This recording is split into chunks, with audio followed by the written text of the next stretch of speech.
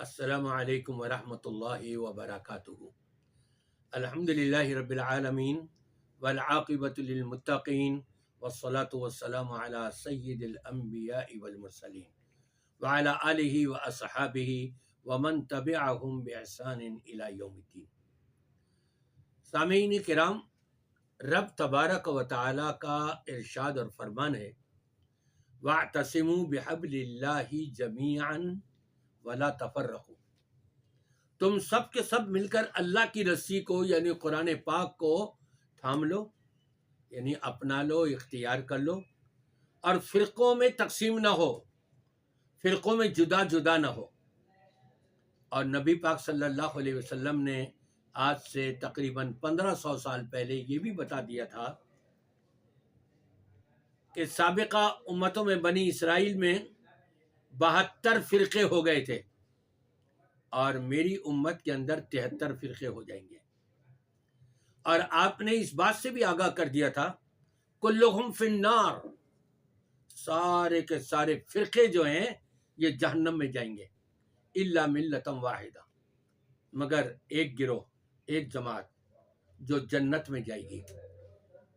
وہ کون ہے؟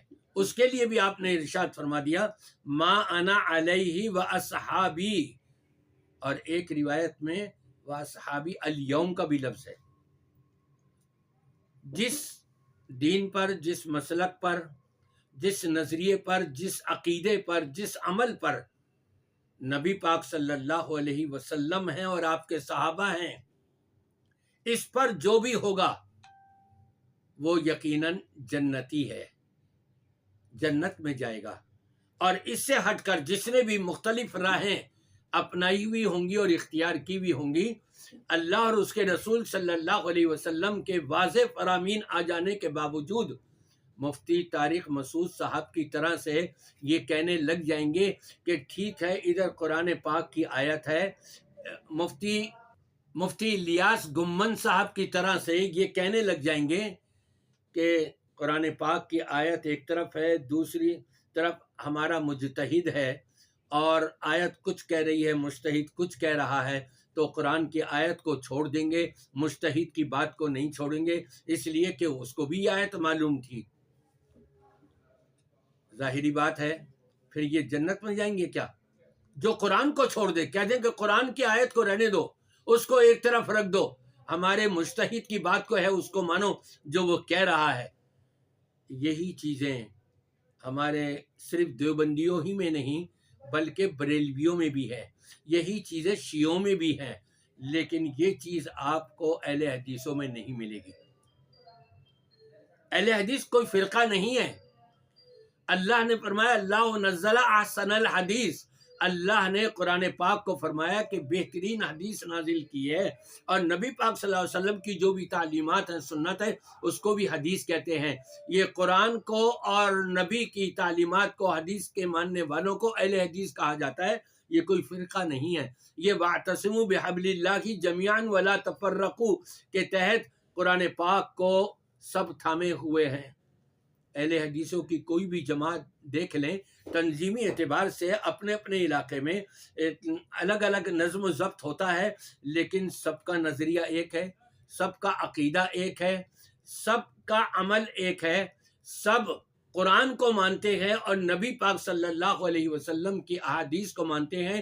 اس کے مقابلے میں اگر کسی ان کے استاد کی بھی بات آ جائے تو وہ چھوڑ دیتے ہیں، جہاں قرآن واضح ہو اور نبی کا فرمان واضح ہو اسی کو لیتے ہیں۔ یہ ہے اہل حدیث کہلانے والی، یہ کوئی فرقہ نہیں ہے، یہ اصل ہے۔ اور جو قرآن سے اور نبی کی حدیث سے جدا ہو رہا ہے یہ ہے فرقے سارے کے سارے۔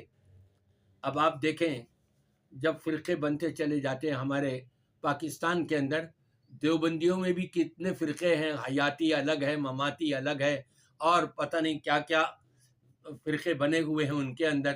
اسی طرح سے بریلویوں میں بھی بریلوی الگ ہے، سنی کہلانے والے الگ ہیں کہ جی ہمارا مسلک بریلوی نہیں ہے، ہمارا مسلک تو یہ ہے، یہ بھی آپ کو ملیں گے۔ اور میں آپ کو سنوا دیتا ہوں، آپ خود سن لیجئے۔ ہمارا مسلک بریلوی نہیں ہے، ہمارے مسلک کا نام بریلوی نہیں ہے۔ جی سرکار گولڑوی رحمت اللہ علیہ آپ دے آکھن تے بریلوی اکھاون تے فخر محسوس کرو، ورنہ انہاں آکھیا جڑا بریلوی نہیں ہو ہی جڑا ہے۔ اور آج بندہ کہے کہ بریلوی میں نہیں ہوں، غلط بات، غلط بات۔ ہمیں دکھ ہوا یہ نہ ہوتا تو بہتر تھا۔ سمجھ آئی نا؟ زبان ہر کوئی منہ میں رکھتا ہے، لیکن پالتو کی زبان کیسی ہوتی ہے اور ایک تربیت والے کی زبان کیسی ہوتی ہے، اس میں فرق ہوتا ہے۔ اور پھر ایک دوسرے کے اوپر کس انداز سے فتوے لگائے جا رہے ہیں کہ اپنے آپ کو اہل سنت بھی کہلاتے ہیں، ایک دوسرے پہ فتوے بھی لگا رہے ہیں، کس چیز کے بڑے سخت فتوے، گویا کہ اسلام سے ہی خارج کر رہے ہیں ان کو۔ اور یہاں تک کہ نوبت آ چکی ہے کہ جو شخص قرآن کو اور نبی کی حدیث کو چھوڑ دے تو وَيَمُدُّهُمْ فِي طُغْيَانِهِمْ يَعْمَهُونَ، پھر وہ حیران و پریشان اس اپنی سرکشی کے اندر پھرتے رہتے ہیں اور ان کو کوئی راستہ نہیں ملتا، یعنی صراط مستقیم ان کو نظر نہیں آتا، وہ انہوں نے چھوڑا ہوا ہوتا ہے۔ میری دعا ہے اللہ تبارک و تعالیٰ سے کہ اللہ تعالیٰ تمام کلمہ پڑھ لینے والوں کو قرآن کی اور نبی کریم صلی اللہ علیہ وسلم کی سنت پر عمل پیرا ہونے کی توفیق عطا فرما دے۔